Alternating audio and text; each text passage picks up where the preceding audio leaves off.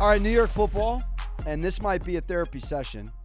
I have gone on record taking one of these teams as a playoff team, so I'm in absolute disarray. We'll start out with that team. Joey D, and we ain't talking a character from The Sopranos, is gone. Joe Douglas, 30-64, Sean. Salah gone, now Joe Douglas. 30-64 under him. Jets Twitter is kind of defending this guy because he picked both Rookie of the Years in 2022 with Wilson and Sauce. Made the DA trade, obviously got Wilson? Rodgers. Oh, Garrett Wilson. Garrett Wilson. Sorry.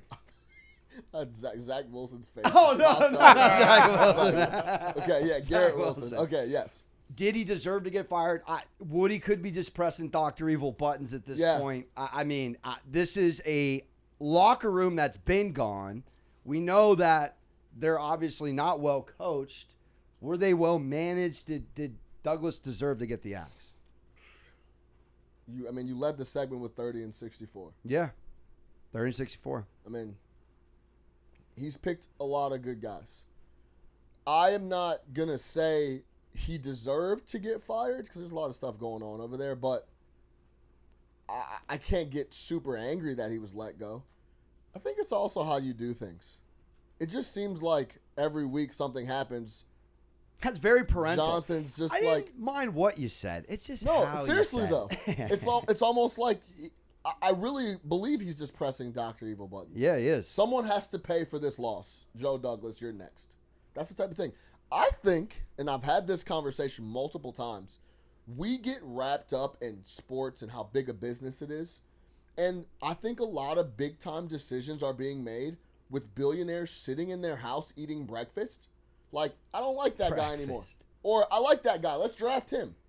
And it's so everybody thinks it's this huge, like, that they had a huge meeting about Joe Douglas and sat down and went through all the things he's accomplished. He's like, dude, get this guy out of here, bro. He's fired. Yeah, he lost to the Colts. You know what I'm saying? So, and even when it comes to draft picks, it was basically said for a big stretch of Bill Belichick on the back end of his career when he made some of the worst draft picks in the league, he was calling Nick Saban like, what do you think of this guy? Saban's like, yeah, I like him. Like, yeah, I'll take him. Yeah. Like, that was the depth of what they were doing, right? So sometimes we get wrapped up in this sports is so organized, it's such a big business. Yeah. That these decisions are so meticulous, and it's a lot of times it's not like that. So, did he deserve?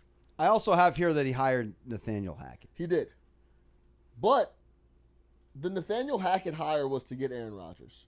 Let's not forget why he went and got Nathaniel Hackett. So, is this team cursed? Like, this is your second stint in New York. This is my first. I'm getting told I've finally lived in New York long enough to realize that this team, bitten, for sure.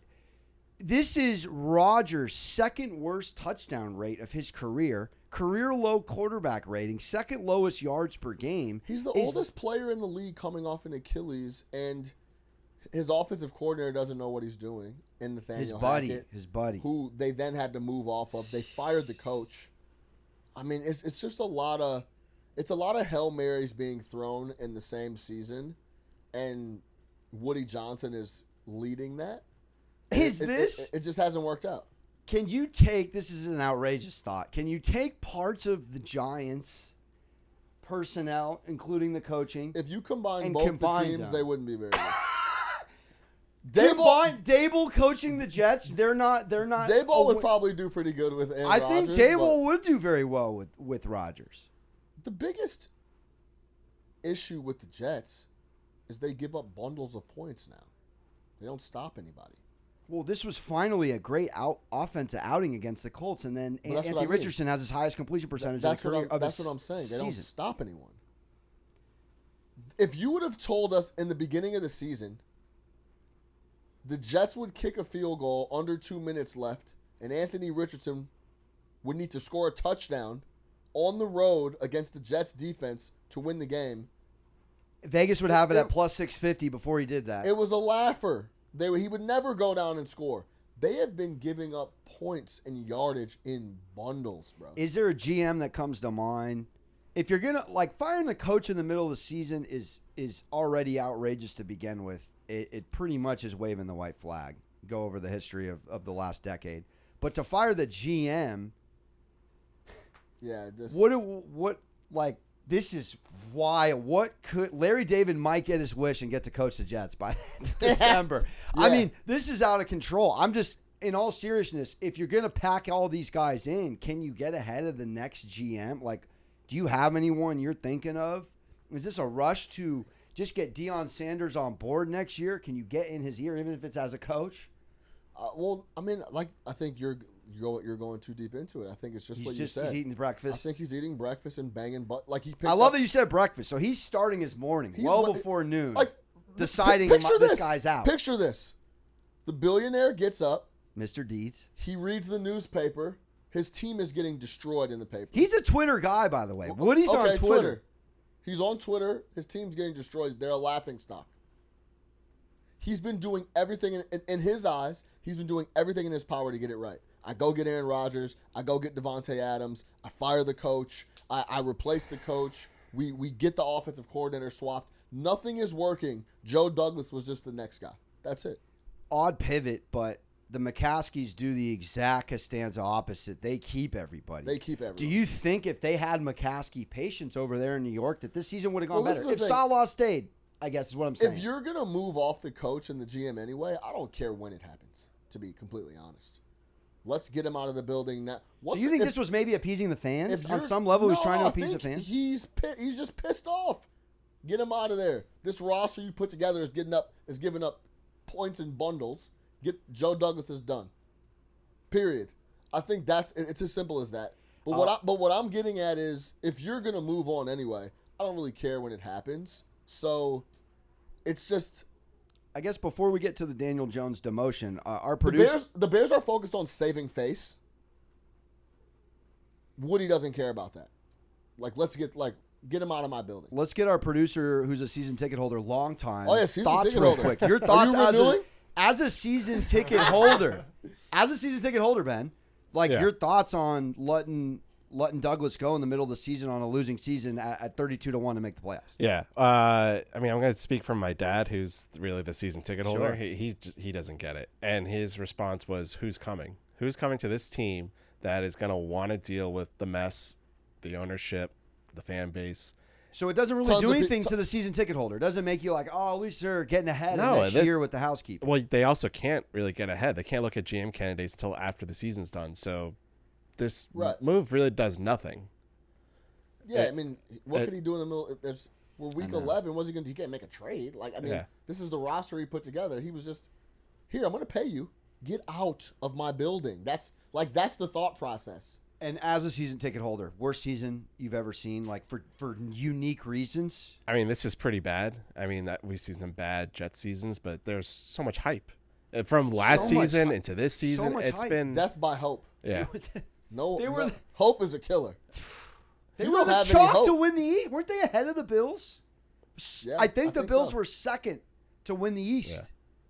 All right, let's talk Daniel Jones demotion. I have my thoughts on this. I'll give you the floor first here. No, you go ahead. I don't really have any thoughts. So, he deserved to sit. My thoughts are he stinks. Drew Lock was paid $5 million to be here. Where could that $5 million have gone? To the man with the quads.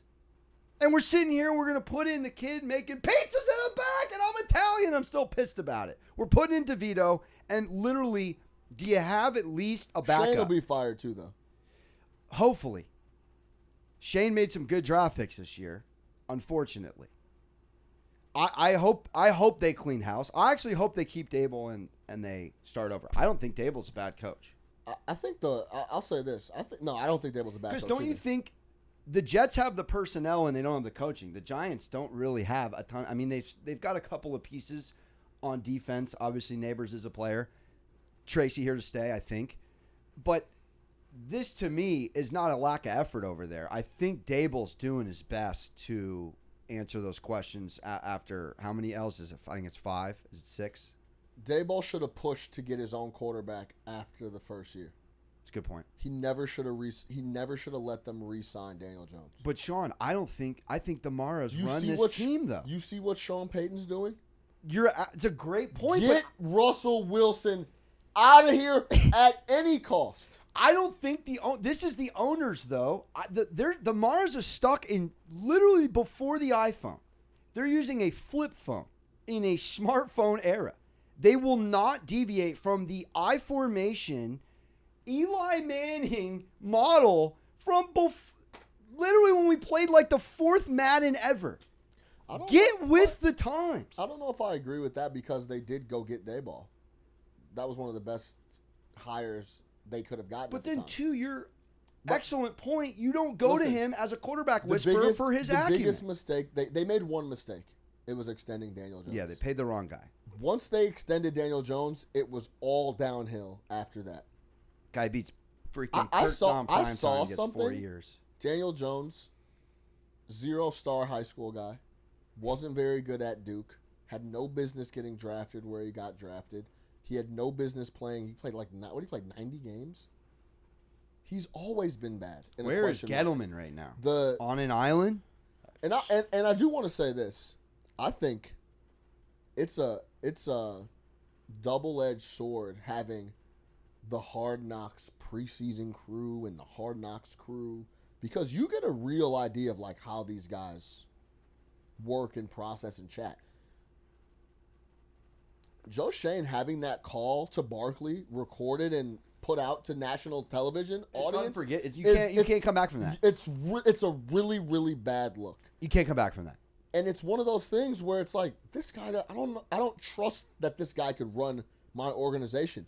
If you go back and watch the Chicago Bears Hard Knocks and you see Eberflus talking to Caleb Williams, you're like, what?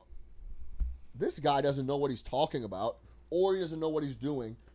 Why is he even talking to Caleb Williams like this? He had him set up in a chair facing the opposite way from the screen where they played film. That says it all about preparedness. Oh my God. He didn't even have the chair facing the right way. He's asking him all these types of questions. Like, I'm not sure this guy knows what he's doing.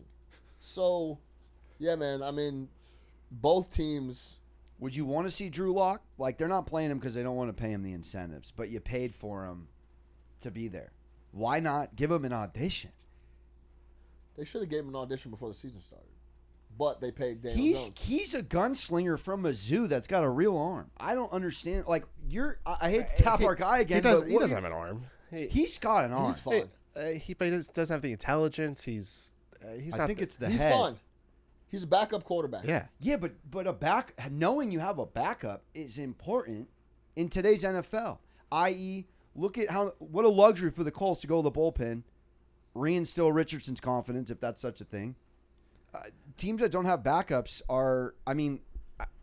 I think the other reason they put DeVito was to get fans to come. It's this 100-year anniversary celebration for the Giants. Who's coming to the games? If you put DeVito out there, you're some off-the-field hype. I think the Bucs dust off the Giants this week. Off a bye. Numbers 5.5. They're both off a bye. Mike Evans is going to be back in the fold. I think. Look at Tampa Bay's last 4 losses. They're all brutal. So close. And they're all against some of the best teams in the NFL. I think they come into New York and dust off the Giants and get a big-time W. So this has been just New York football. We're sweating just talking about how frustrating these two teams are. To put a button on it, if you were to run the Giants or the Jets right now and take them over just as a job, which one is more appealing? The Giants. Giants. Yeah. There it is. They got some good defensive pieces. They have a good coach. Yeah. The Giants. The Giants. The Jets are the house is on fire, and it's and I don't know if the fire department hasn't been called yet.